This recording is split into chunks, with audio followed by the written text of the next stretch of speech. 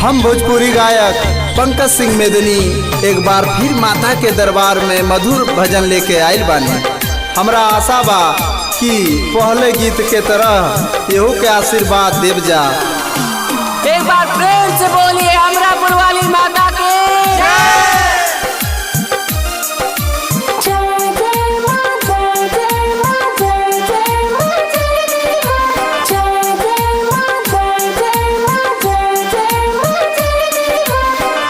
चम चम चमकेला माई के मंदिरिया,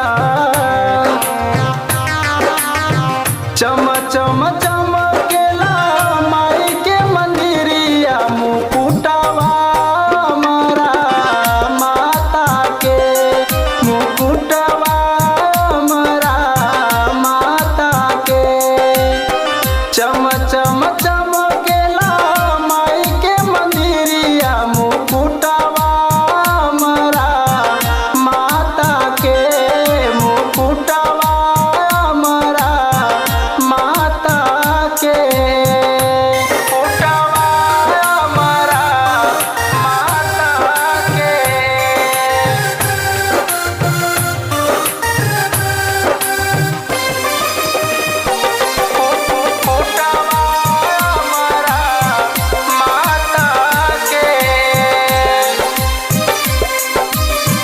देवी मैया बानी हमार बहुते महान हो, हर दुख के माई हमार करेली निदान हो।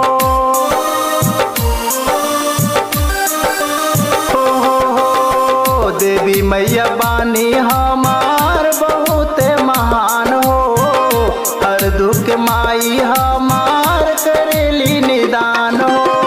निमिया के छाँव में बैठली मयरिया,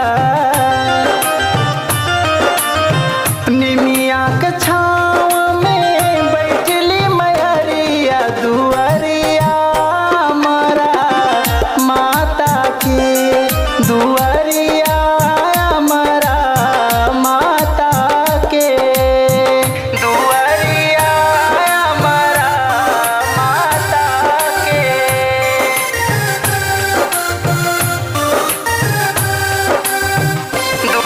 दुआरिया हमारा माता के।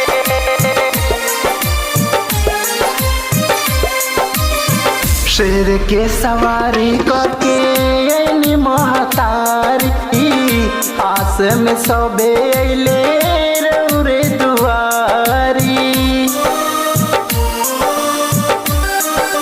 हो शेर के सवारी करके अइली महतारी, आस में सबे अइले रउरे दुआरी।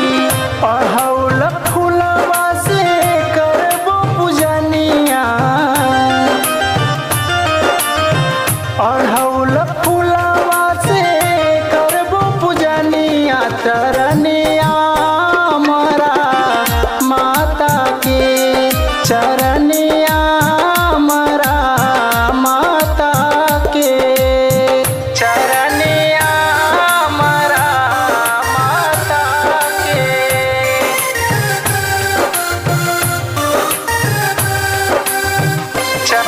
चरनिया हमारा माता के।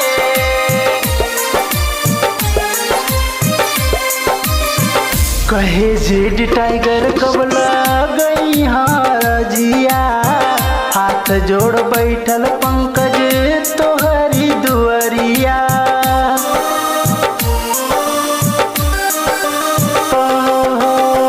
कहे जेड टाइगर कबला गई है आरजिया, हाथ जोड़ बैठल पंकज तोहरी दुआरिया। कहे राम प्रताप माई फेर द नजरिया, यही नवरात्र में फेर द नजरिया, चरनिया